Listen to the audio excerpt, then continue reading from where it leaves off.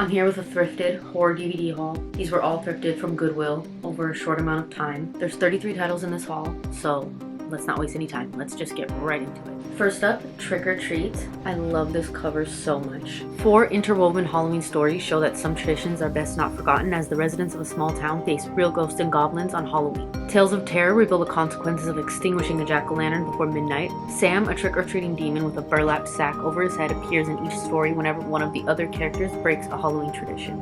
I just love this movie so much. So cool. It's the perfect Halloween vibe. Next, I have Mirrors. I like how this has the old rental stickers on the front. Troubled ex-cop Ben Carson takes a job as a security guard at the burned-out ruins of a once prosperous department store. As Ben patrols the charred hallways, he begins to see horrifying images in the ornate mirrors that still adorn the walls. Ben soon realizes that a malevolent force is using the mirrors to gain entrance into this world, threatening the lives of his wife and children. I just love department store horror. I don't know, there's something creepy about like an old abandoned department store, or even an active kind of like dead mall department store. Devil. This film revolves around 5 strangers who become trapped in an elevator in a Philadelphia office tower. Facing the revelations of their secrets and transgressions, frightening events turn annoyance into terror, with the devil suspected to be among them. I think I've seen this movie already once, like a long time ago, maybe around when it originally came out. I want to rewatch it now and see what I think of it now. The Glass House. At first I thought that was Jennifer Lawrence, but it's actually Diane Lane. She looks a lot like Jennifer Lawrence. After the parents of Ruby and her younger brother Rhett are killed in a car crash, their parents' best friends become their guardians. The children hear promises of a world of opulence and California fun. All they have to do is move into the Glass's gated house. Before long, Ruby suspects that Aaron and Terry may not be the ideal guardians they seem to be. This sounds really interesting, and it says it's from the producer of I Know What You Did Last Summer. Saw 3, the director's cut. I like this copy. It has this sleeve on it that's like see-through, and then you can see into the DVD. I just think it looks really cool. And I'm completing my Saw collection. I have some of them on VHS, some of them on DVD, and I would like to complete the whole series on both VHS and DVD, so we're working our way up to that. Dr. Lynn Denlin becomes a pawn in the Jigsaw Killer's latest gory game. Kidnapped and taken to an abandoned warehouse, she finds Jigsaw bedridden and dying. Her task is to keep the maniac alive long enough for Jeff, a fellow victim, to complete his own task. Each is unaware that Jigsaw has much bigger and deadlier plans in store. Suicide Club. This is one that I've been meaning to watch for a while, so I'm really glad I finally have it in my collection. This is a 2001 indie horror that explores a wave of seemingly unconnected suicides that strike Japan and the efforts of the police to determine the reasons behind the strange behavior. I've just seen this movie for the longest and it just looked aesthetically really cool to me. I can't believe I haven't seen this one yet. Next, I have another Japanese horror film. This one is Kill Devil. Look at that cover. Like, already this looks so cool. This is a 2003 Japanese horror film set in 2025 where a government experiment takes place on a remote island. Juvenile delinquents with a murder gene are sent there under the guise of rehabilitation, but are actually subjected to a study called TAG, where they are made to kill each other. Very, very interesting how this is set in 2025, but this also sounds like it could be an inspiration for Squid Games. I don't know, this one just sounds so cool. Next up I have The Wolfman. This film follows an actor who, after his brother's brutal murder, returns from the United States to his ancestral homeland in England, where he gets bitten by a werewolf and is cursed to become one. We're going to be having some other Wolfman movies coming up soon, so I think it would be really interesting to get all caught up on the whole Wolfman universe, from the older versions to the newer remakes. Little Jeepers Creepers set here. The original Jeepers Creepers, Jeepers Creepers 2, Jeepers Creepers 1 and 2 combined. So let's start with Jeepers Creepers. I actually do have this one on VHS already. Now I have it on DVD as well. After making a horrific discovery in the basement of an old abandoned church, Trish and her brother Derry watch their routine road trip home from college turn into a heart-stopping race for their lives. Next, we have Jeepers Creepers 2, a sequel to the 2001 film Jeepers Creepers. This film portrays the Creeper, a demonic creature and mysterious serial killer who pursues a school bus filled with high school students. Jack Taggart's a farmer who seeks to hunt down and kill the Creeper as revenge for his younger son, whom the Creeper had murdered that same week. I feel like this is a really good sequel to the original Jeepers Creepers. Whole like school bus, kids on a school bus thing. That's also a really iconic trope in horror that I think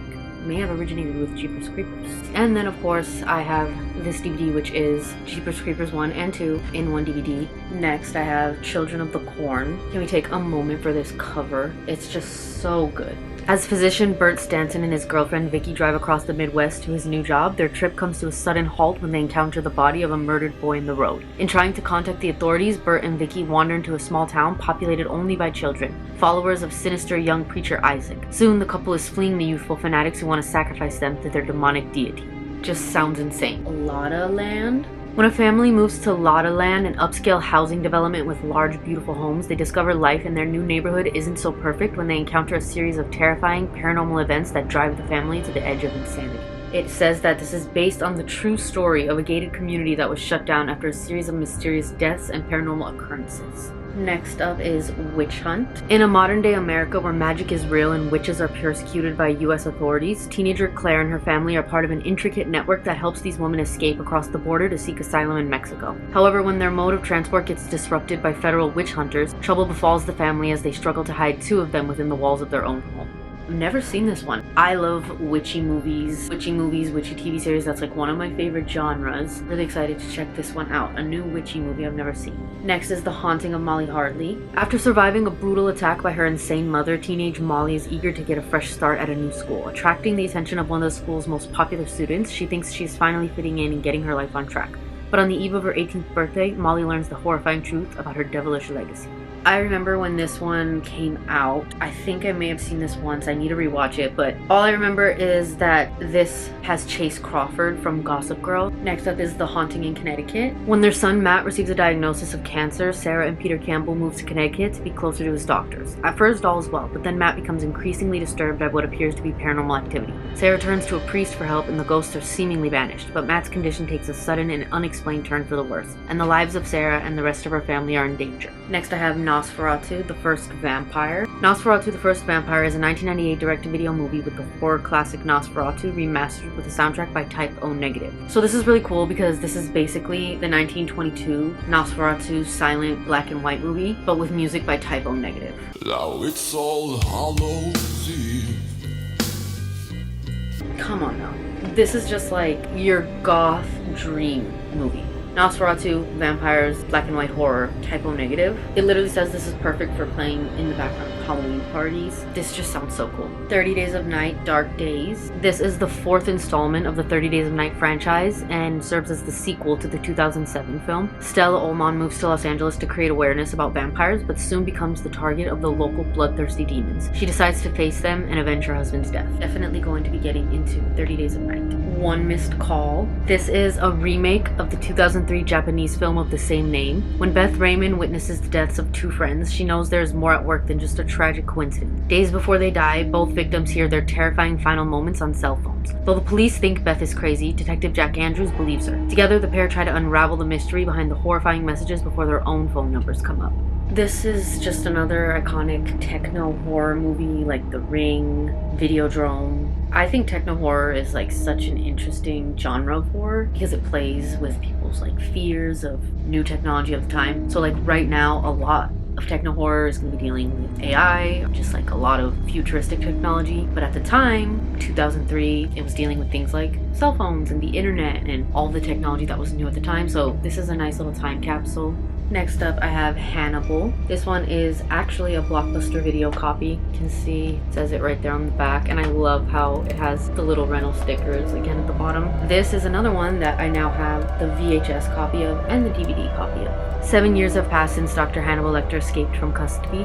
The doctor is now at large in Europe. Mason Verger remembers Lecter too and is obsessed with revenge. Verger was Dr. Lecter's sixth victim and though horribly disfigured, has survived. Verger realizes that to draw the doctor into the open, he must use someone as bait, Clarice Stark. This, of course, stars Anthony Hopkins and Julianne Moore.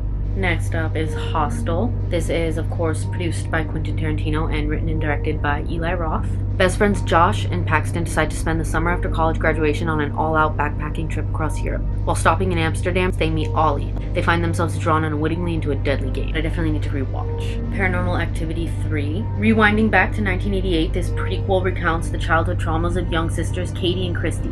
Christy has an imaginary friend, while Mom Julie and stepfather Dennis hear noises in the night. I'm completing the Paranormal Activity franchise. I know I have Paranormal Activity 4 on Blu-ray.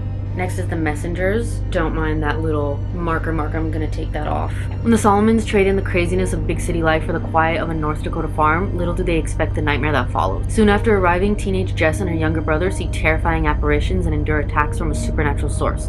Jess must warn her disbelieving family before it's too late to save them. This, of course, stars Kristen Stewart before Twilight. This is a classic. I feel like it gives me like Jeepers Creepers vibes. American farm. There's something that's kind of eerie about that. M. Night Shyamalan's The Village. An Amish-style community lives cut off from the outside world by the woods, in which they believe dangerous creatures exist. They have an uneasy truce with the creatures. If they stay out of the woods, they are left unharmed. When one of the young villagers becomes ill, the boy who loves her ignores the elders of the village to make a bid to the next town to fetch medicine. Stars Joaquin Phoenix, of course M. Night Shyamalan, and I've just always heard this is so good. Texas Chainsaw Massacre, the beginning. I like how this copy has this little sleeve on it. Chrissy and her friends set out on a road trip for a final fling before one is shipped off to Vietnam. Along the way, bikers harass the foursome and cause an accident that throws Chrissy from the vehicle. The lawman who arrives on the scene kills one of the bikers and brings Chrissy's friends to the Hewitt homestead, where young Leatherface is learning the tools of terror. So this is a more recent installment in the Texas universe, and it's a prequel to the original. Memory. This is a 2006 horror thriller following a pharmaceutical researcher who, after accidental exposure to a hallucinogenic drug in Brazil, begins experiencing the memories of a serial killer. Haunted by visions of gruesome murders, with the help of his girlfriend and family friends, he must uncover the killer's identity and stop the murders, which are connected to his own past. That sounds crazy. Hallucinogenic drug plot point is very interesting. I think that's really cool with the little 4-day rental sticker right there. Next is an episode from the series Masters of Horror entitled Family. This is from season 2 of Masters of Horror, and this is episode 2. Upon looking further into this, just from some of the stills that I saw while looking this up, this looks so good and I cannot wait to watch it. It just looks like something that I would love so much. I love suburbia, American suburbs aspect to it. It looks so good. I can't wait to watch this. This is the season 2, episode 2 of Masters of Horror entitled Family. This is directed by John Landis and starring George Wendt of Cheers. On the surface, Harold is a friendly man that lives alone in a quiet Midwestern neighborhood. Underneath, he's a crazy serial killer obsessed with forming the perfect family, and he has set his eyes upon the new young couple that has moved in across the street. As you can see right here on the back, we have a couple stills. Look at that one. I can't wait to watch this. I feel like it's just going to become a classic to me. 9 Lives. This is a 2002 horror movie starring Paris Hilton, following a group of college friends celebrating a birthday. Despite being trapped by a sudden blizzard, everyone is excited about spending the weekend at the massive estate. But when one of the visitors discovers an old book that recounts the grisly death of a previous tenant, deadly supernatural forces are awakened. Surprisingly, this movie has nothing to do with cats. I thought based off of that title that it would have something to do with cats somehow. This is starring Paris Hilton. I just want to have all of the horror movies that Paris Hilton starred in my collection. House of Wax is one of my favorites. I love that one, so I have to see this. I love, again, the little rental sticker right here on this copy.